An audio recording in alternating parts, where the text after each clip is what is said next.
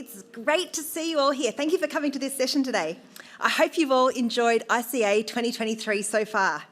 My name is Bazena Hinton and I'll be the chair of your session today. We have some more fantastic topics for you, with our first presentation on making annuity rates fair from Darragh, Monaghan and Frederik Tietz, and our second presentation on the grass is greener, what the life insurer needs to do to meet the needs of the green consumer, from Chart, Esther Heiser and Alyssa Holtz. Now, I'm sure you all know the drill by now. We've got 20 minutes of presentation followed by 10 minutes of questions for each, and then a time for some combined questions. And as we've only got 2 presentations scheduled, there is going to be additional time for networking or an early afternoon tea at the end. Now, please open your apps and get ready to post any questions you have. And there's always the in-room microphone at the back if you prefer. Also, if you haven't, I'm sure you worked this out too, if you haven't, check in on the app, because that means your CPD is automatically tracked and you don't need to enter it at the end. Now, to introduce our first speakers, we've got Darragh Monaghan. He's an actuary and head of client solutions for Hanover Re. As part of his role, he oversees Hanover Re's longevity engagements in Australia and New Zealand. And Frederik Tietz is a longevity business development actuary at Hanover Re. He's a specialist in individual retirement solutions, having worked across multiple international clients, being responsible for client management, reinsurance pricing and support of Hanover Re's local offices. And prior to joining Hanover Re in 2017, Frederik obtained his PhD in mathematics from the University of Hanover. So please welcome Darragh and Frederik.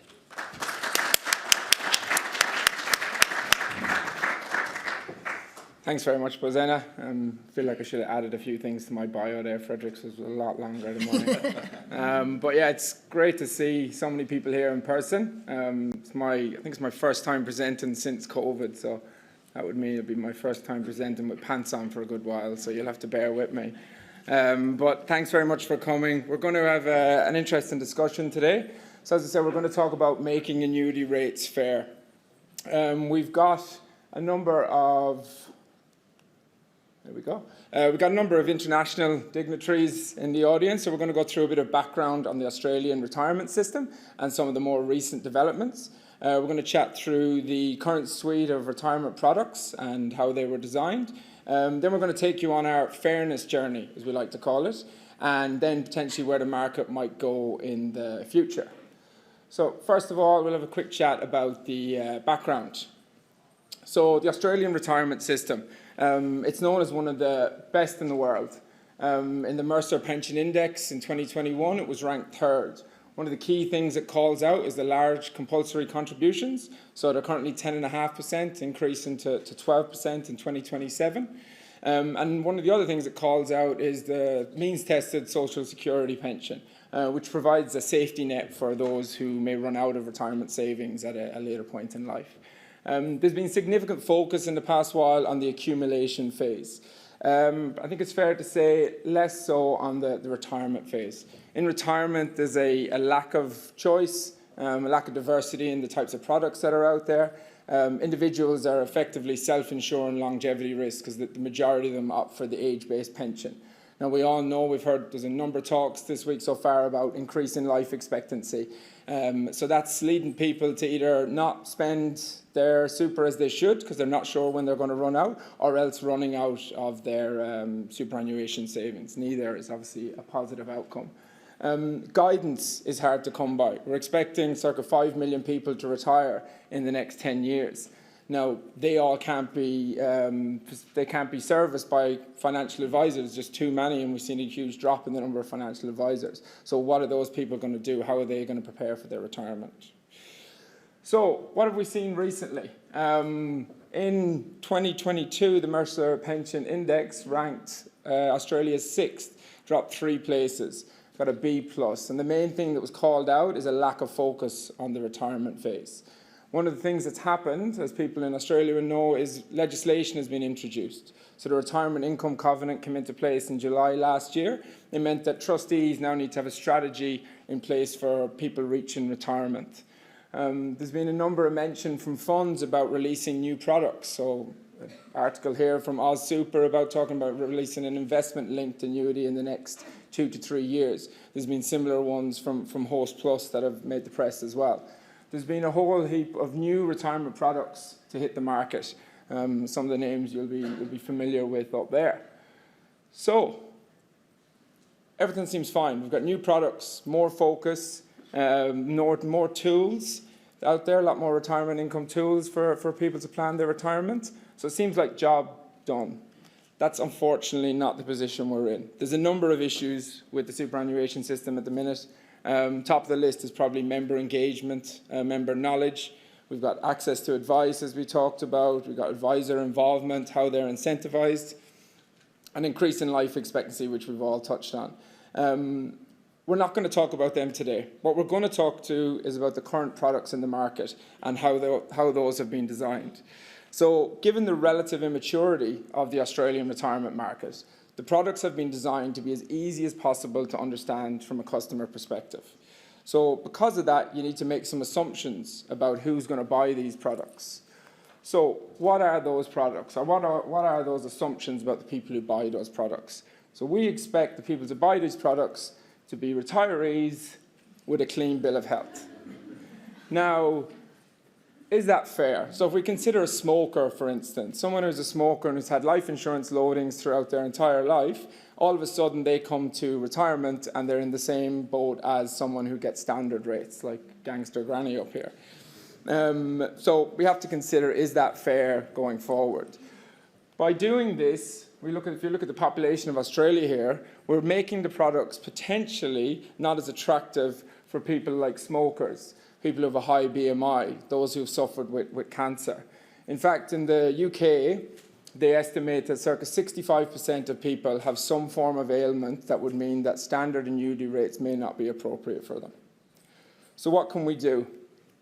So we're going to take you on our first step of our fairness journey. So the majority of products in Australia are rated on age and in some cases gender. Now, what do we do with this? Same as every other actuarial approach, we add factors. So the more factors you add, the more bespoke, individualized the quote gets. However, when we do that, we add complexity. And that's not just complexity from a consumer standpoint, that's insurance companies, that's anyone who's involved in the superannuation system. The more factors we add, the more complex things get. And to talk to you a bit more about this, the factors in our fairness journey, I'll pass you over to my colleague, Frederik. Thanks, Darragh. So let me take you on that fairness journey that Darragh just mentioned, and let me guide you a bit through the factors that are on this fairness journey. So, as we mentioned previously, what we have today in Australia is basically standard annuities in terms of annuity pricing, so they are rated on age and sometimes gender, nothing else. If we climb up the stairs of the fairness journey, we might start adding factors, and once we start doing that, that's what we call enhanced annuities. So let's go the first step, and the first step would be a set of socioeconomic factors such as postcode ratings or area ratings or wealth ratings. Hannover Re has in fact developed such factors specific to the Australian market, and let me quickly guide you through what we did in terms of these. There we go. So the ABS, the Australian Bureau of Statistics, publishes socioeconomic indexes on a very granular level. What we see here is the index of relative socioeconomic advantage and disadvantage, where red areas indicate relatively lower income, lower education, and on the other hand of the spectrum we have the blue areas, which indicates the opposite. I mean, this looks pretty red right now. Let's zoom in into Sydney so we can see on the one hand how granular this is, and on the other hand how big the diversity is. So that's the Sydney area. There are roughly 64,000 of such areas, with about 400 people each. So that's really granular. And it would obviously be good to be able to use this classification to serve as a proxy for life expectancy. However, we do not have life expectancy on this granular level. Before I move on, let me quickly check how it looks like on the ICC. So that's Starling Harbour, and then we have the ICC located here, which is in a white area. I don't know why that is the case. Maybe that's because actuaries simply don't count as people. I don't know. But let's move on. So we do not have life expectancy on this granular level. However, we have it on a less granular level, of which we have 108 regions with up to 500,000 people in each area. So what we can do is plot the socioeconomic index against life expectancy. So the blue bars up there, those would be the life expectancies relative to Australian population, and the green line is a scaled version of the accumulated index that we have. This already looks pretty good, and if we use a scatter plot for this, oh, wait a second, here we go. This looks reasonably well, so we can say that this index explains life expectancy reasonably well, and we can use it on the very granular level as a socioeconomic index. Now, there's not only postcode, but also wealth. So from our international experience, we know that wealth, in addition to postcode, is a factor that can explain life expectancy. Oh, now the light's going out, but I think you can still see what's going on. So lower mortality would indicate, wealthier people would generally have lower mortality because, for example, better health care, less manual labor, things like these. So how can we determine wealth? We could do so via the income amount, so the annual annuity amount or something, or potentially via the total fund, total pension fund, or specific to Australia, the total superannuation amount at retirement, and that's what we did for the Australian market. So an experience analysis against population mortality by wealth might look like this. So as I said previously, the wealthier you are, the lower your mortality will be. And we applied this experience to the Australian market by mapping the relative mortalities, by mapping the range of superannuation amounts to the experience. So, for example, this gray bar here would be roughly 50% of population mortality, and we'd assume that the highest cluster of superannuation amounts would roughly have 50% of population mortality. Now, we have postcode ratings, we have wealth ratings.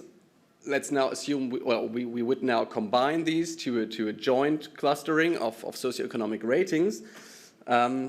And for the sake of simplicity, let's assume we have 3 socioeconomic groups. This would in practice be many more, but let's assume we have just 3, with the highest socioeconomic group, the blue one here, having the lowest mortality. Now, as is often done in life insurance, we might just use this, 65% factor, multiplied onto the Q-axis and have our mortality for this cohort, this socioeconomic group. However, since longevity business is long-term business, we might first want to see how this mortality develops over time. And what we see in practice is that the mortality of all socioeconomic groups over time converge towards population mortality. The reason for this being basically survivorship bias. So eventually everyone who survives is a member of the surviving cohort, is a member of the healthy cohort. So everyone trends towards population mortality. And this shows us that single adjustment factors aren't appropriate for long-term business. You might now ask, why is that the case? We might just say, okay, the average of this blue line is, I don't know, maybe roughly 80%. Let's take 80% of population mortality. However, what would happen in this case is that in the first couple of years, we'd experience losses because less people would die than expected, and in later years, we would experience gains because more people would die than expected. So we have an uneven cash flow, which is not desirable for long-term business, such as longevity insurance, for example, due to interest rate effects. So we really need to capture the pattern of mortality correctly. In other words, we need to get the survival curves right, so the percentage of people who are still alive at each point in time. So that's what we have to do for socioeconomic factors. Let's move on and climb up the fairness journey. Now let's start adding more individual factors, such as lifestyle factors, BMI, smoking, or eventually move over to a full medical underwriting approach, which is what we have in the UK today, where virtually every policy is medically underwritten. And obviously Australia isn't there, at least yet. So let's have a look how this full medical underwriting approach looks like. In particular, we would now get a very complex amount of information from retirees, because they have to fill out a full medical underwriting questionnaire, what to do out of this in order to come up with the survival curves that I just showed. Let's take 3 cohorts of retirees. We have here a healthy cohort, a diabetes cohort, and a cohort of cancer patients. And let's have a look how many of this cohort would be alive after 10 years, for example. And after 10 years, we'll see that those who had cancer at age, say, 65, many of those will have died, whereas in the cohort of diabetics, the mortality will have been pretty close to population mortality. However, this shifts in the next 10 years, where the excess mortality of diabetics will get worse, whereas those who survived cancer will have a mortality that is pretty close to population mortality. So, as I said already, for the socioeconomic ratings, we have to get the pattern of mortality, or in other words, the survival curves right for each conditions. So how do we derive those survival curves? At Hanover Re, we have a working group out of actuaries, medical doctors, biometric experts, data scientists, who constantly develop these survival curves. They read medical papers, they analyze biometric data in order to come up with and regularly update such survival curves. Let's make an example how those are really derived in practice. So what we see here is 5 cohorts, basically, or five ailments that we might want to have a look at. So we'd have someone who's healthy meaning someone who has been medically underwritten but did not qualify for an enhancement. We have someone standard, that would be like current state of the art, so someone who's not medically underwritten, standard retiree in today's environment landscape in Australia. A heavy smoker, a person suffering from type 2 diabetes, and a colon cancer patient. So we have those 5 cohorts, and what we do now is we set 2 values, which are, on the one hand, the ELE, the estimated life expectancy, which would be the point in time at which we expect that 50% of the cohort is still alive, and the MPLE, the maximum probable life expectancy, which would be the point in time when we expect 10% of the population to still, or of the cohort, to still be alive. Let's make this more transparent. In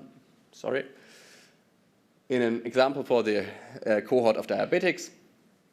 So these are the 2 points we set, and then we'd use a suitable probability function to connect those dots and generate.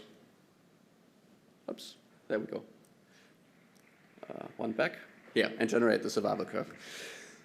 If we do that for the remaining ailments, we get a very different set of survival curves. Especially, you can see that the colon cancer curve looks substantially different.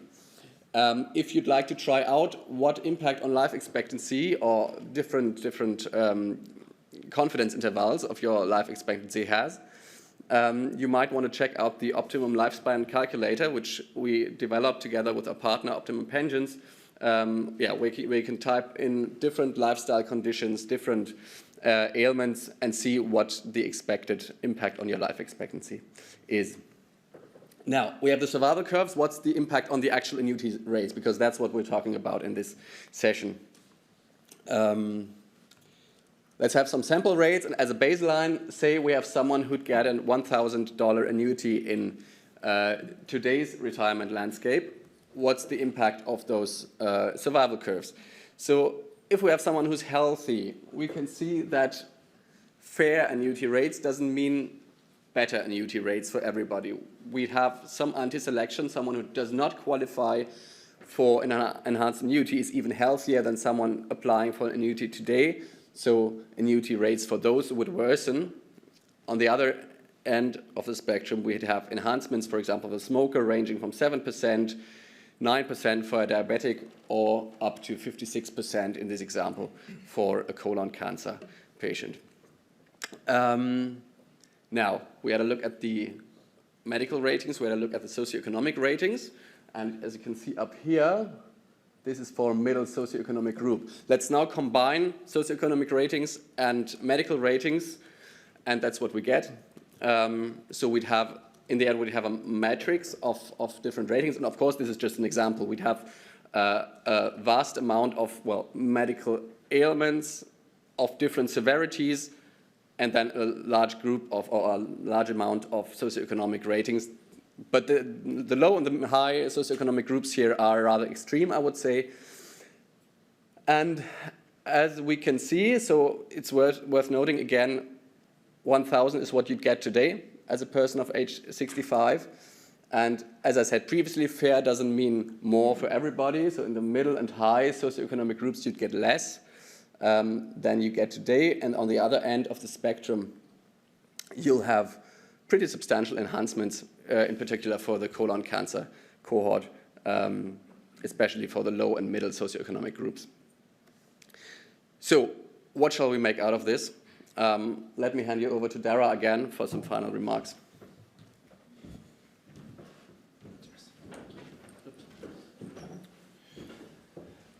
Thanks, Frederik. So is it workable? First of all, I'm going to bring you back to a slide we looked at earlier on with the potential pool of current customers for lifetime annuity products.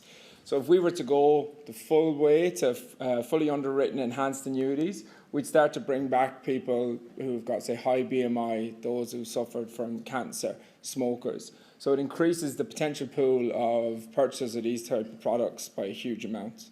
However, can they succeed in the Australian market? We've talked about there you'd have access to new customer segments. That sounds sort of very commercial in terms of we can sell it to more people, but there's a community aspect to that as well. You're providing rates to people or products to people that previously were underserved. As mentioned on our fairness journey, this would provide more fair rates for the entire community. There's a potential for it to reduce mis-selling risk. At the moment, if an annuity was recommended to someone with an impaired life, potentially that's an issue in the future. So to satisfy the duty of care from a trustee perspective or an advisor perspective, these type of products could fit in nicely. It also provides insights into the policyholder's health. And this is not just for sort of products going forward in the retirement space, this can also influence the design of life insurance products prior to retirement. However, on the other side, we know that lifetime annuities have never had a strong take-up in Australia. The word annuity, I don't think we mentioned it in this slide, apart from the title, because it's seen as a dirty word. They're perceived as very poor value in Australia. So there's a huge amount of education to take up these type of products in the first place, and then enhanced annuities is another step. It took the UK about 10 to 15 years to get to the place where they have fully underwritten annuities. And that was a market that were a lot more comfortable with those type of products. Trustees are under, to act under members' best financial interests. So in order to invest in something like this, there would need to be guaranteed scale. There's no guarantees of scale. So insurers and reinsurers can assist trustees with that, but it's still a significant risk. So the actuarial community has the tools and the expertise to do this, but the question is, are you ready?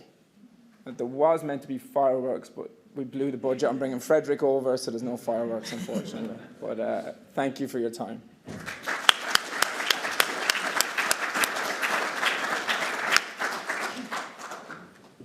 Well, I thought that was great, so thank you very much, Darragh and Frederik. And as chair, I'm really excited to say I've got one question on the app already, so please keep them coming, otherwise you're going to have my questions, which I've got a few. But anyway, to start off with the question on the app, what we have here is, how do you see these enhanced factors used in the contents of longevity insurance in the retirement context? And I think that was from the early half of the presentation. Sorry, can you repeat? How do you see these enhanced factors used in the context of longevity insurance in the retirement context? So potentially that was at the earlier stages of the presentation. So as Frederik mentioned, if you went to a fully underwritten environment, you would have specific rates for every potential purchaser. So they would be based on their socioeconomic status and their health status.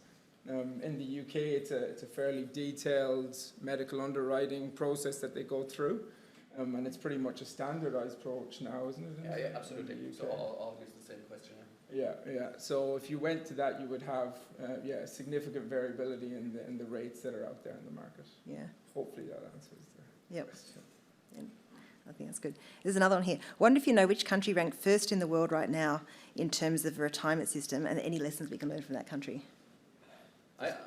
Did you have a look at the latest report? No, there's bound to be someone from Mercer here though that can tell us.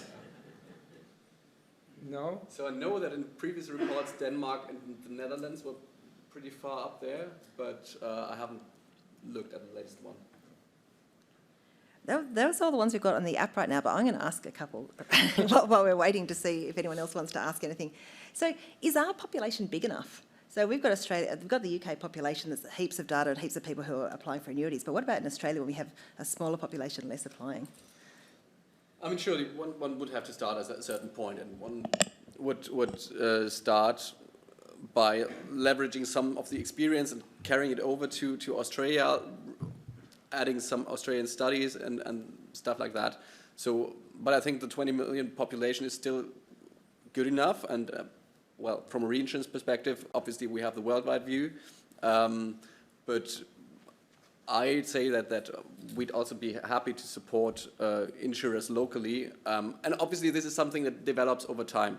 I mean, also the UK started at some point, also with some concepts that didn't work out so well maybe, up until the point where they are now today, which works reasonably well, I'd argue. And maybe Australia could even then skip some of the mistakes that were done in the past. So I would say, yes, the population is big enough. And I think we're sort of doing that now. So as I mentioned, we have to make a number of assumptions about who's going to buy these products at the minute. Those assumptions could be wrong, but we're in it for the longer term. We do see this as a growth market here. So, and as Frederik said, we will learn as we're going through multiple iterations of these types of products. And can you gain the system? So just before I retire, I'm intending taking up smoking. Will that get me the smoker rates? Not anymore. Well, so I mean, this heavily depends, I think, on local behavior. I mean, how disclosure, under disclosure works in different markets. I mean, you guys might have a better insight in the Australian market. What we see overseas, for example, in the UK, is still that people rather tend to under-disclose, even in this context, because they're just so used to it from the context of life insurance. But one would obviously need to keep a focus on that and check regularly, do sample checking of applications and things like that. And how do you do that in practice? So if, just say I do that, I declare myself as a smoker, how do you know? You do checks down the line, so you don't want to leave a long time between the person going through their application and the annuity potentially starting. So you would do sample checks down the line. So you would look for doctors' reports. If someone had just sent you a picture of them smoking one cigarette, you may not take that as proof. But if they have a lifetime of smoking, it is likely to show up in their doctor's report, or they will get their doctor to certify it. And I do have a ton of questions coming in, so I am going to ask them now because I know we've got a bit of time. So does the consumer have to give up freedom of investment in retirement and accept guaranteed fixed income returns?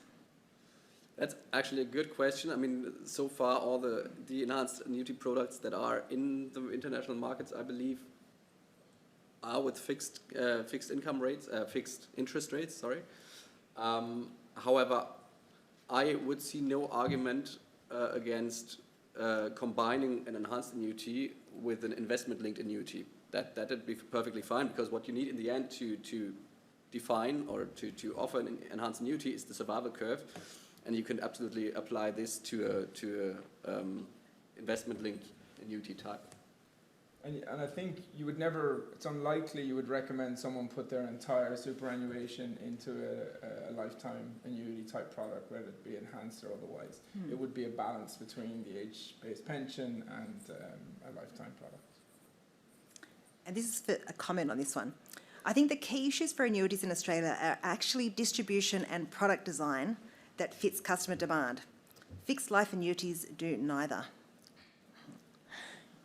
Well, it's hard to argue when the take-up rate has been less than 1%. So I think how they're framed, yes, it has been a historical problem.